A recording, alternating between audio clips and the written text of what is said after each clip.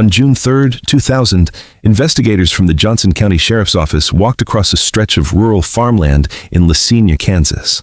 The property was 16 acres of flat, open ground. There was a mobile home. There was a wooden shed. And just south of that shed, sitting out in the open like they had been there for years, were two yellow metal barrels. A cadaver dog had already alerted on them. The barrels were 85 pounds each. They were sealed. When investigators pried off the first lid, the smell hit them before they saw anything. Inside, curled up in a fetal position, was the decomposed body of a woman. She had been folded into the barrel like she was nothing, like she was trash. Her skull had been caved in by a blunt object. Forensic examiners would later determine the weapon was likely a hammer. They opened the second barrel, another woman. Same position, same cause of death. Blunt force trauma to the head, same hammer, same man. 2 days later, investigators crossed the state line into Missouri and searched a storage facility in Raymore, where the suspect rented 2 garages. Inside, they found 3 more barrels. The first was black with a gray lid. When they opened it, they found a body. The 2 other barrels were wrapped together with plastic sheeting and held in place with duct tape. Cat litter had been sprinkled around the outside to absorb the dark fluid leaking from beneath the plastic. Inside each barrel was another woman. 5 barrels. 5 bodies. 5 women who had been beaten to death, folded into chemical drums and stored like forgotten inventory. Some of them had been in those barrels for 6 years. Warren, and the man who put them there, was not hiding. He was not on the run. He was living in a suburb of Kansas City with his wife and grandchildren, coaching baseball, teaching Sunday school, and spending his evenings in internet chat rooms under the name Slave Master. His name was John Edward Robinson. He was 56 years old. He was a grandfather. He was a con man, a forger, a thief, a rapist, and the first serial killer in history to use the internet to hunt his victims. He is responsible for the deaths of at least 8 women. Investigators believe the real number is higher. 3 of his victims have never been found.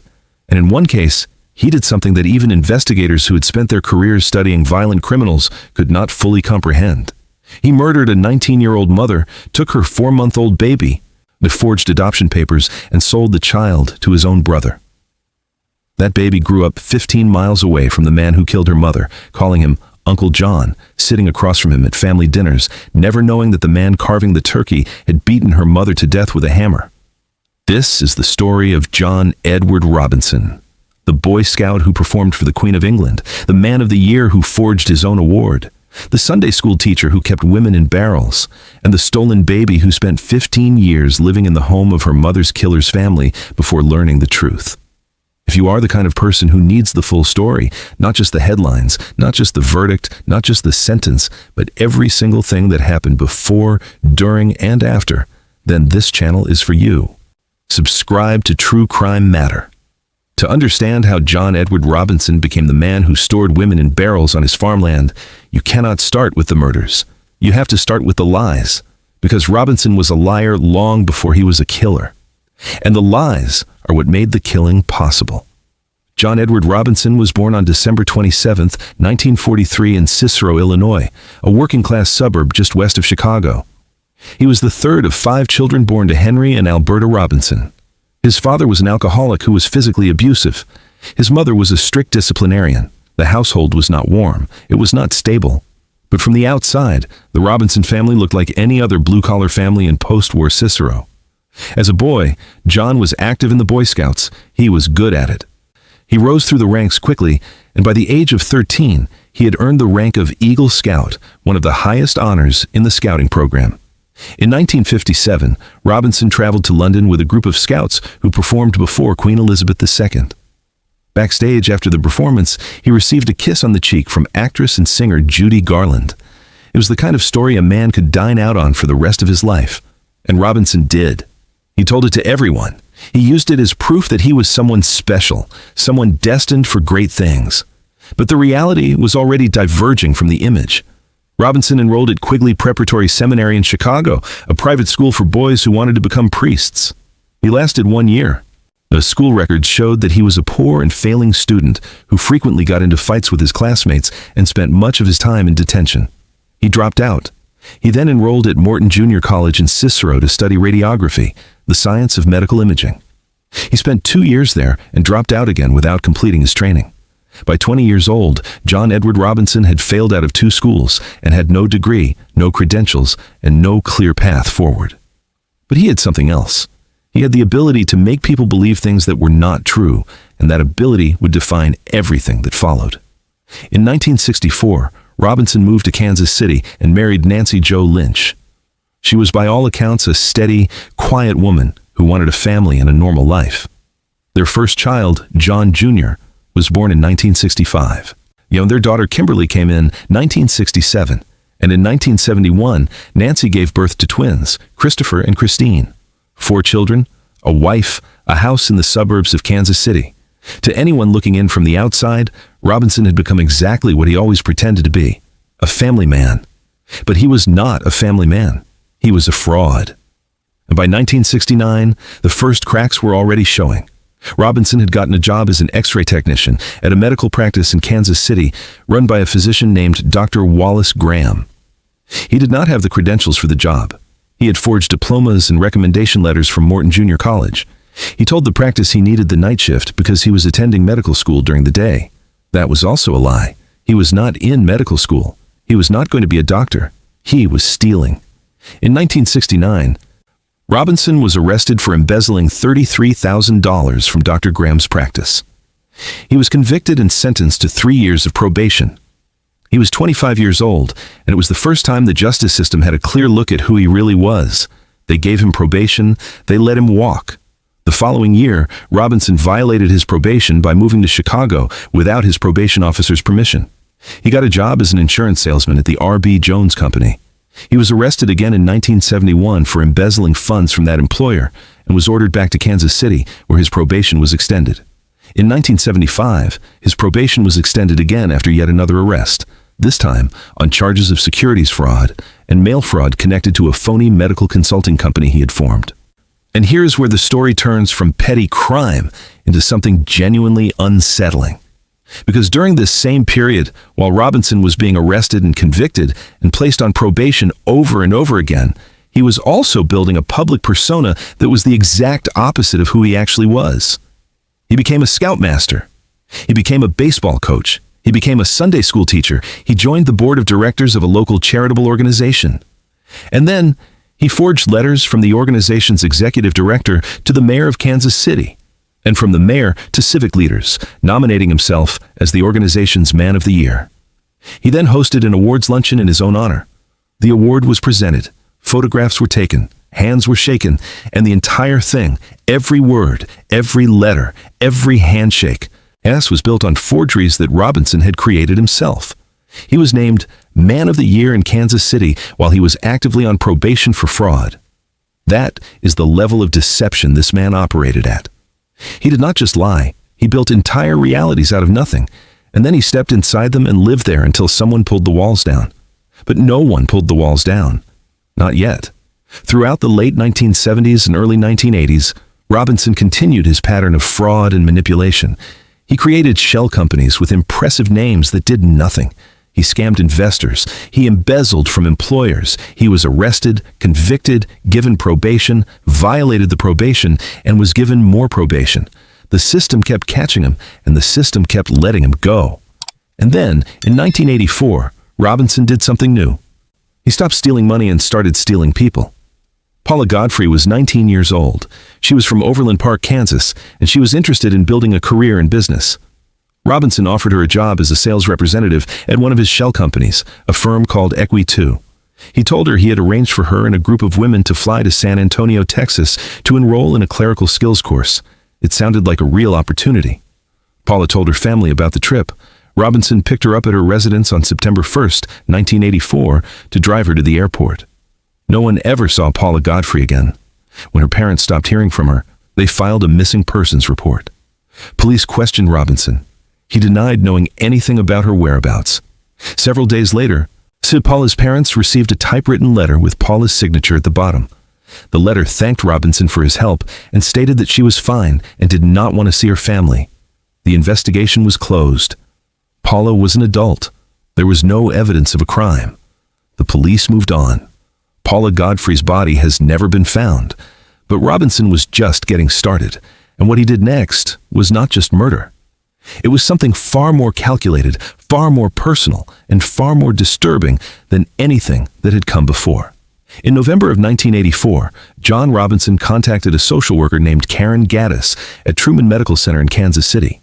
He told her that he and several Johnson County businessmen had developed a program to provide housing, transportation, daycare, and job training for young mothers and their babies.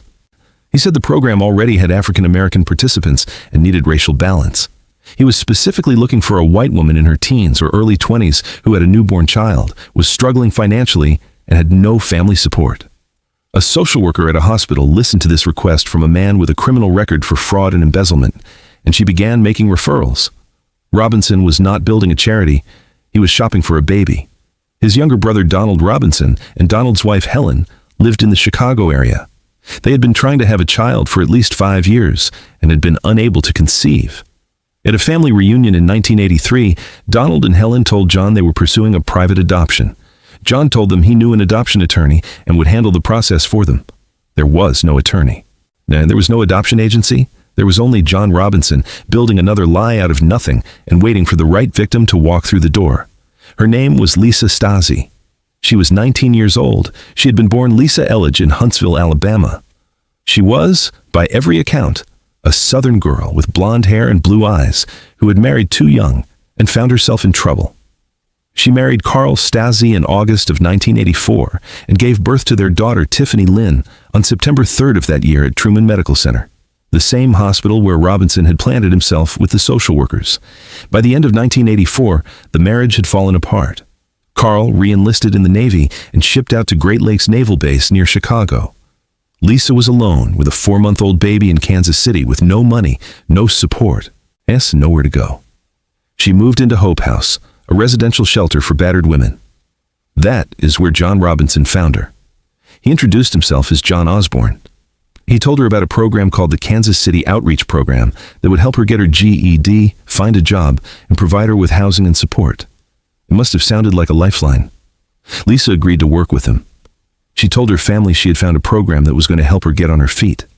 Robinson placed Lisa and baby Tiffany at the Roadway Inn, a motel in Overland Park, Kansas. He paid for the room. On January 8, 1985, Lisa drove to the home of her sister-in-law, Kathy Klingensmith, to drop off Tiffany for babysitting. She told Klingensmith about Robinson and the program. Klingensmith felt uneasy. Something about the arrangement did not sit right. When that evening, Robinson called the motel and got Klingensmith's address from the front desk. He drove to the house. Klingensmith would later testify that Robinson showed up at her door and said nothing. He just stood there and looked at her. Lisa and Tiffany left with Robinson in his car, leaving behind some of Lisa's personal belongings. Klingensmith watched them drive away. She later said she knew, deep down, that was the last time she would ever see Lisa. Once back at the Roadway Inn, Lisa made a phone call to her mother-in-law, Betty Stasi. She was crying. She was hysterical. She said that they had told her Betty was planning to take Tiffany away from her because she was an unfit mother. She was terrified. That was the last time anyone in Lisa's family ever heard her voice. The next day, January 10th, 1985, Robinson called his brother Donald. He told him a baby was available immediately. He said the birth mother had decided against adoption after delivery, but the family did not support her decision. So she left the baby at a shelter and killed herself. Donald and Helen flew to Kansas City that same day. Robinson picked them up at the airport and drove them to his office, where they signed legal paperwork, including a petition for adoption. The documents looked real. Robinson had used the names of an actual lawyer, an actual judge, and an actual notary. Donald and Helen paid approximately $5,500 in supposed legal fees. They took baby Tiffany home to Illinois. They renamed her Heather. Investigators believe Lisa Stasi was murdered on or around January 9th, 1985, the day before the baby was handed over. She was almost certainly killed with a hammer, the same way the other victims were killed. Her body has never been found. In the days and weeks that followed, Lisa's family received typewritten letters with Lisa's signature, claiming she had started a new life with Tiffany. Her mother said Lisa was not a big letter writer, and she could not type. The letters were too clean, too polished. They did not sound like Lisa, but without a body, without evidence of a crime, without anything to prove that something terrible had happened, the case went cold. And John Robinson went home to his wife and his 4 children, knowing that his niece Heather, the baby girl his brother was raising 15 miles away, was the daughter of the woman he had beaten to death. He would see that child at family dinners, at holidays, at birthday parties, year after year after year, for 15 years. And he never said a word. What Robinson did not know was that by keeping Tiffany alive, he had created the one piece of evidence that would eventually connect every crime he had ever committed. But that revelation was still a decade and a half away. And in the meantime, there were more women to find, more lies to tell, and more barrels to fill. In 1987, Robinson lured a 27-year-old woman named Catherine Clampett to Kansas City from Texas. Clampett was desperate for a job, and Robinson offered her one at one of his management firms with the promise of travel. She left her child with her parents and moved to Kansas City. She disappeared almost immediately after arriving. Her body has never been found. Robinson was not charged with her murder until the Missouri plea deal years later. Now, that same year, Robinson was finally sent to prison. Not for murder, for fraud. He was convicted on multiple theft and forgery charges in Kansas, and later transferred to a Missouri facility for additional fraud convictions and parole violations. He would spend the next 6 years behind bars, from 1987 to 1993. But prison did not stop John Robinson from finding victims. It just changed where he looked. At the Western Missouri Correctional Facility, Robinson met Beverly Bonner. She was 49 years old and worked as the prison librarian. Her husband was a prison doctor. Robinson was charming, attentive, and full of promises. By the time he was released in January of 1994, he had convinced Beverly to leave her husband, divorce him, and move to Kansas to work for him. Beverly Bonner did exactly that. She left her marriage. She moved to Olathe, Kansas. She signed over her alimony checks, arranging for them to be forwarded to a post office box that Robinson controlled. And then she vanished. Robinson told Beverly's former husband that she had moved to Australia. For years, Beverly's mother continued forwarding her alimony checks to the post office box, never knowing her daughter was dead. Robinson cashed every single one, nearly $1,000 a month, month after month, year after year, going straight into his pocket. Beverly Bonner's body was found 6 years later in one of those barrels in the Missouri storage facility. She had been beaten to death with a hammer and folded into a chemical drum while still wearing cold weather clothing. And Robinson was not done. After his release from prison in 1993, Robinson discovered something that would give him access to more victims than he had ever imagined. He discovered the internet. In the mid-1990s, the internet was still new. Most people were just learning to use email. Chat rooms were unregulated. There were no background checks. There were no safety protocols. And for a man like John Robinson, a lifelong con artist who had spent 30 years manipulating people face to face, the internet was the most powerful tool he had ever held. Robinson set up 5 computers in his home. He created multiple online personas, including Jim Turner and JR. But the name he used most often was Slave Master. He trolled BDSM chat rooms and websites dedicated to bondage, discipline, dominance, and submission. He presented himself as a wealthy, experienced, dominant man who could offer women a life of luxury, travel, and financial security in exchange for a consensual master-slave relationship. He was none of those things. He was a convicted con man living in a trailer park. His wife Nancy was working as the manager of the trailer park to support the family after they lost their suburban home. But online, Robinson could be anyone, and the women he met online had no way of knowing who he really was. Sheila Dale Faith was 45 years old. Her husband had died the year before, leaving her alone to raise their 15-year-old daughter, Debbie. Debbie had spina bifida and used a wheelchair. Sheila was lonely, grieving, and overwhelmed. She found Robinson online. He told her he was a wealthy man who would take care of her and her daughter. He promised to pay for Debbie's medical expenses. He said he would take them on a cruise. A friend in Colorado warned Sheila that it was dangerous to run off with a man she had met on the internet. Sheila did not listen. She was excited. She packed up her life and moved with Debbie to Kansas City. Sheila and Debbie Faith disappeared in 1994. Robinson had their Social Security and disability checks forwarded to the same post office box where he collected Beverly Bonner's alimony. For the next 6 years, he cashed those checks every single month. Investigators later calculated that Robinson collected approximately $97,000 from the Faith family's benefits alone. Their bodies were found in barrels in the Missouri storage facility alongside Beverly Bonner. A mother and her teenage daughter in a wheelchair, beaten to death with a hammer and stuffed into chemical drums by a man who had promised to take them on a cruise. In 1997, Robinson met Izabela Lewica. She was 21 years old, a Polish immigrant and fine art student at Purdue University in Indiana. Her parents were both university professors. Izabela was smart and creative, but she had developed an interest in the BDSM lifestyle, and she found Robinson in one of his chat rooms. He offered her a job and a bondage relationship. He was convincing enough that Izabela dropped out of college, left her parents, and moved to Kansas City to be with him. Robinson paid for her apartment. He gave her a job. He kept her close. And then, sometime in 1997 or 1999, depending on the source, Izabela Lewica disappeared. Police later found blood splattered throughout the apartment Robinson had rented for her.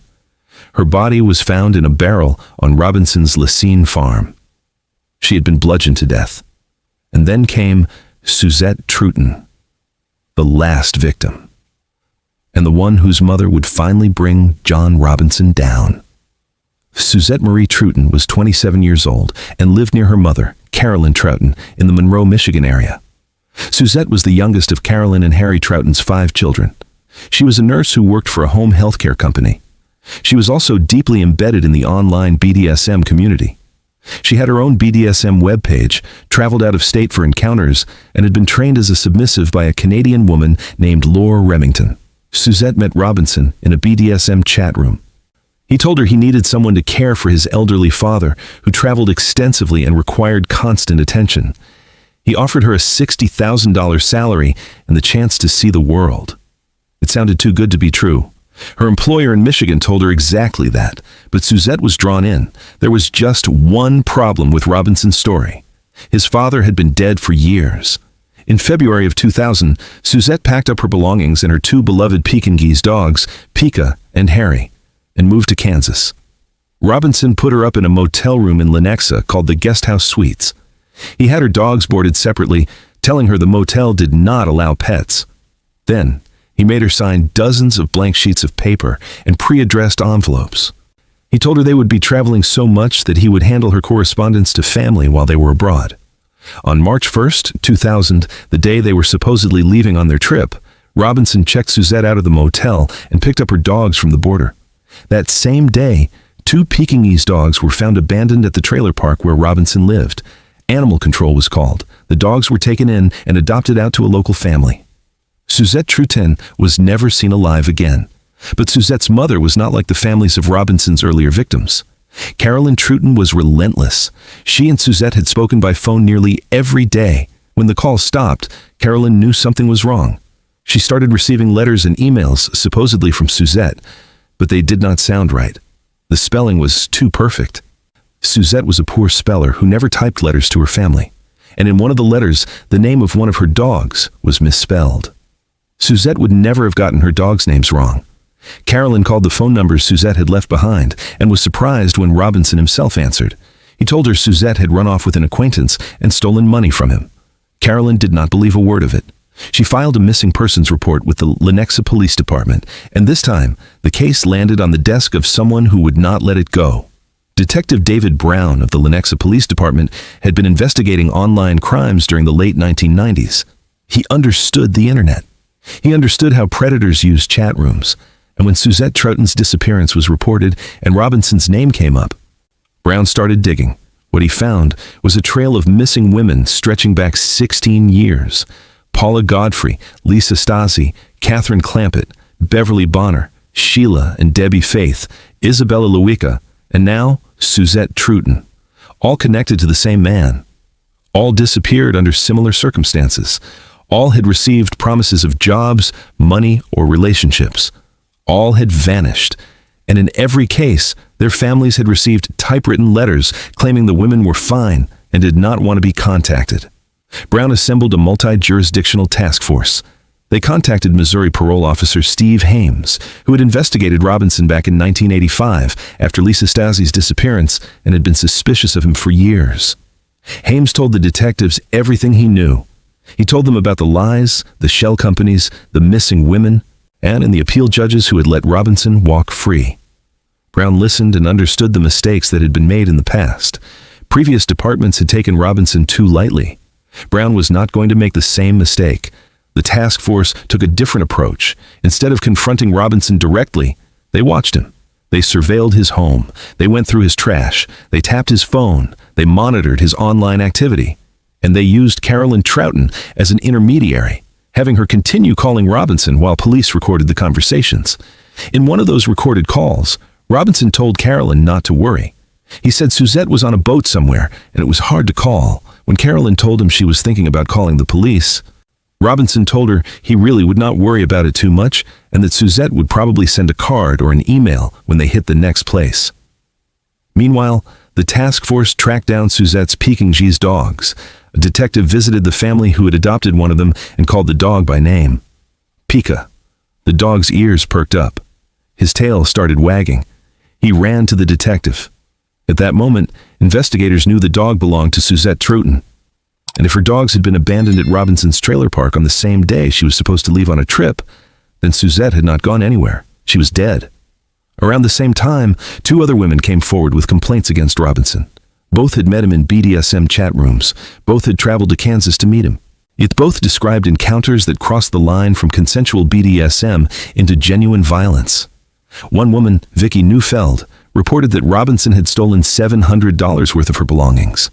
Another woman reported sexual battery. These complaints gave investigators the probable cause they needed. On June 2, 2000, police arrested John Edward Robinson at his home on charges of sexual battery and felony theft. It was not the dramatic arrest of a serial killer. It was an arrest for stealing sex toys. But it was enough. It gave them the warrants they needed to search his property. What they found changed everything. In Robinson's home, they found blank sheets of paper signed by Lisa Stassi 15 years after her disappearance. They found receipts from the Roadway Inn where Lisa had stayed. They found social security cards, driver's licenses, and signed slave contracts belonging to Suzette Troughton and Isabella Luica. The next day, June 3rd, investigators went to Robinson's 16-acre property in Lasenia, Kansas. That is where they found the 2 yellow barrels containing the bodies of Suzette Troughton and Isabella Luica. Troughton was blindfolded. Both had been bludgeoned. 2 days later, on June 5th, they searched the storage facility in Raymore, Missouri, where Robinson rented space under Beverly Bonner's name. Inside, they found 3 more barrels: Beverly Bonner, Sheila Faith, and Debbie Faith. A mother and daughter, together in death as they had been in life, sealed in separate drums in a rented storage unit that their killer had registered using one of their names. 5 women, 5 barrels, all killed the same way, to blows to the head from a blunt instrument consistent with a hammer. And then came the discovery that no one was prepared for. When prosecutors began building their case, they traced Robinson's crimes back to the 1980s. They already knew about Lisa Stassi's disappearance in 1985. They knew Robinson had been the last person to see her alive, but they did not know what had happened to her baby. DNA testing was conducted. Fingerprints were compared, and the results confirmed what investigators had feared. Heather Tiffany Robinson, the girl being raised by John Robinson's brother Donald and his wife Helen in Illinois, was Tiffany Lynn Stassi, Lisa Stassi's missing daughter. The baby who had disappeared along with her mother 15 years earlier was alive and living with the family of the man who had murdered her mother. Johnson County District Attorney Paul Morrison had to deliver the news. He told Donald and Helen Robinson the truth about how they had gotten their daughter.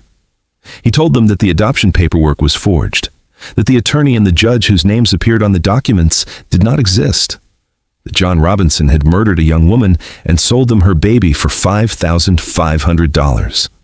Donald Robinson said it was the only time he truly broke down. He was devastated by his brother's betrayal and terrified by the possibility that he might lose the daughter he had raised for 15 years. Morrison also met with Carl Stassi, Lisa's ex-husband and Tiffany's biological father. Carl had been searching for his daughter and his ex-wife since 1985. When he learned his daughter was alive, all he wanted was to meet her. Heather Robinson was 15 years old when she learned the truth. The man she had known her entire life as Uncle John was a serial killer. He had murdered her biological mother. He had stolen her from her mother's arms as a baby and sold her to his own brother.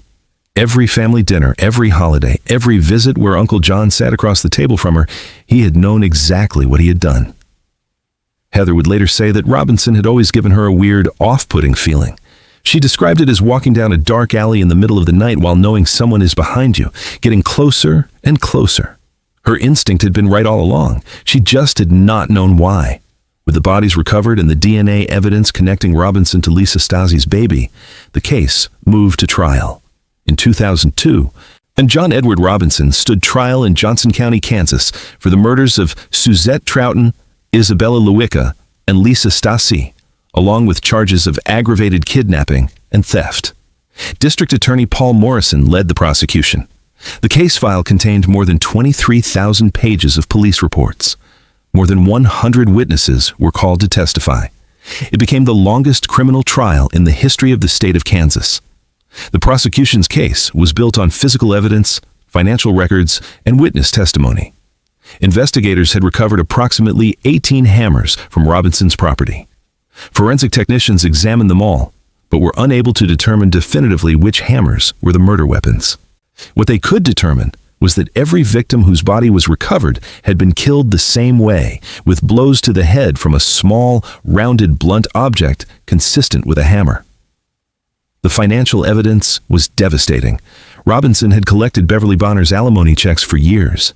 He had collected the Faith family's Social Security and disability payments for 6 years, totaling approximately $97,000. He had forged letters in the names of dead women. He had used Bonner's identity to register the storage unit where her own body was kept. The prosecution argued that Robinson had killed these women not out of rage or passion, but for money. He murdered them, and then he monetized their deaths. A defining moment in the trial came when Robinson's wife, Nancy, took the stand. She had been married to Robinson for nearly 4 decades. She had been in the house when he brought baby Tiffany home in January of 1985. She testified that Robinson came home during a terrible snowstorm with an infant he said was available for adoption by his brother. She said the baby was dirty and that Robinson did not have adequate supplies to care for her. She bought clothing and infant supplies shortly afterward. Robinson called his brother, and Donald and Helen flew to Kansas City the next day to pick up the baby. On cross-examination, Prosecutor Morrison asked Nancy if she had any reason at all, to leave her husband now. The question angered her. She said she did not know. Morrison could see that he had hit a nerve, and he immediately backed off. The defense argued that the murders were not connected by a common scheme, and that there were unanswered questions, and that not all of the killings were premeditated. But the pattern was overwhelming. The same method of killing, the same disposal in barrels, the same forged letters to families, the same theft of the victim's financial benefits, the same lies. On October 29, 2002, the jury returned its verdict in less than a single day, guilty, on all counts. The sentencing phase followed. The state called no additional witnesses. The defense called Nancy Robinson back to the stand. She attempted to humanize her husband. She told the jury about their grandchildren. She mentioned that one grandchild had visited Robinson in jail, given him a hug, and said, "Papa, orange is not your color." It was meant to soften the jury's hearts. It did not work. And jurors would later say that if Robinson's own children had spoken on his behalf, they might have been persuaded to spare his life. But his children did not testify. The jury deliberated for 2 days and returned a unanimous verdict. John Edward Robinson was sentenced to death. He received 2 death sentences for the murders of Suzette Troughton and Isabella Lewicka, and life imprisonment for the murder of Lisa Stasi, because Stasi was killed before Kansas reinstated the death penalty.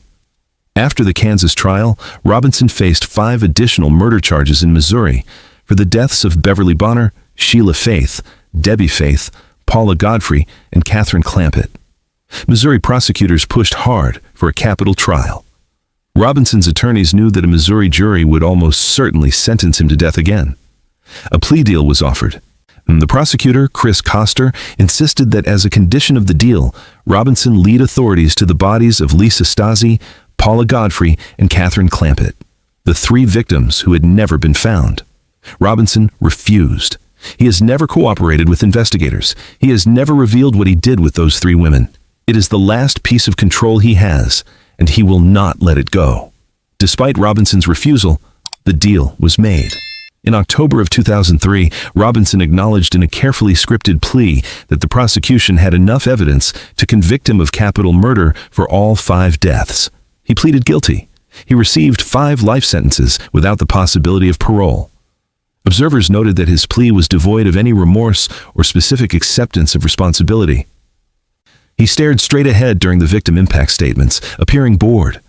The Robinson family released a statement after the Kansas trial. It said they had followed the events in horror and dismay and could not explain the 2 different men the world knew as John Robinson. Nancy Robinson filed for divorce in 2005 after 41 years of marriage, citing incompatibility and irreconcilable differences. Heather Robinson, the stolen baby who had grown up as John Robinson's niece, filed a civil lawsuit in 2006 against Truman Medical Center and social worker Karen Gaddis. The suit accused Gaddis of putting Robinson in contact with Lisa Stasi and her newborn daughter after Robinson told her he ran a charitable organization assisting unwed mothers. The suit argued that if Gaddis had done even basic due diligence, she would have discovered that Robinson was a convicted felon on probation for fraud, and Lisa Stasi might still be alive. Heather has spent the years since the trial trying to find her biological mother's body so she can lay Lisa to rest. She has never been able to. Robinson will not tell anyone where Lisa is buried. Robinson's legal battles continued from death row. He filed multiple appeals. In November of 2015, the Kansas Supreme Court issued a massive 415-page opinion reviewing Robinson's case. The court threw out the Truton capital murder conviction and the Stacey first-degree murder conviction on a technicality, finding that prosecutors had improperly relied on the same 4 victims to support multiple capital charges, creating a double jeopardy issue. However, the court upheld the Lewicka conviction and its accompanying death sentence. That ruling was historic. It marked the first time the Kansas Supreme Court had upheld a death sentence since the state reinstated capital punishment in 1994. Robinson continued to fight. In 2016, he filed a civil lawsuit seeking a new trial. In 2022, he returned to court arguing that he had not received effective legal counsel during his original trial. He hoped to have his death sentence vacated. He failed. The courts denied his claims. As of today, John Edward Robinson is 82 years old. He remains on death row at the El Dorado Correctional Facility in Butler County, Kansas. His custody level is listed as special management. He has received multiple disciplinary citations during his time in prison, including a recent reprimand for theft. And even on death row decades after his conviction, Robinson is still stealing. It is the only thing he has ever been good at. Kansas has not executed anyone since 1965. The state has the death penalty on its books, but it has not carried out an execution in more than 60 years. Robinson sits in a cell, knowing that the sentence hanging over his head may never be carried out. 9 men sit on death row in Kansas. Less than 2/3 of all Kansas death verdicts are even eligible to ever be carried out, given the rate at which sentences are overturned on appeal. The question that hangs over this entire case is whether a death sentence that is never carried out is justice or just a piece of paper. 3 of Robinson's victims have never been found: Lisa Stasi, Paula Godfrey, Catherine Clampett. Their families have never been able to bury them. Robinson knows where they are. He will never tell. Investigators have said publicly that Robinson may be responsible for more murders than the 8 he has been convicted of. Long stretches of his time remain unaccounted for. In 2006, the body of a young woman was found in an area of Iowa where Robinson once had a business partner. Police have never been able to conclusively link the body to Robinson, but the investigation remains open. One investigator put it simply: he has maintained the secrets about what he has done with the women. He will never tell. It is the last control he has got. There are probably other barrels waiting to be opened, other bodies waiting to be found. John Edward Robinson was a Boy Scout who performed before the Queen of England. He was a Man of the Year who forged his own award. He was a Sunday school teacher who kept women in barrels. He was a grandfather who coached baseball and spent his evenings in chat rooms looking for his next victim. He was the first serial killer to use the internet to hunt, and he did it before most people even knew what a chat room was. He murdered at least 8 women. He stole a baby from a dead mother's arms and sold her to his own brother. He collected the social security checks of the women he killed for years after they were dead. And when investigators finally opened those barrels and found what was inside, Robinson showed no emotion, no remorse, no explanation, just boredom. Heather Robinson, the baby who survived, is now in her 40s. She is building a podcast called The Lisa Stasi Effect to tell her mother's story in her own words. She has said that Robinson always gave her a feeling she could not explain, a pit in her stomach, a sense that something was deeply wrong. She was right. She just did not know that the source of that feeling was the man sitting across from her at the dinner table, smiling, passing the salt, keeping his secrets. And somewhere, in a place only John Edward Robinson knows, Lisa Stasi is still waiting to be found. Thank you for watching. If this case stayed with you, take a moment to subscribe to True Crime Matter and turn on notifications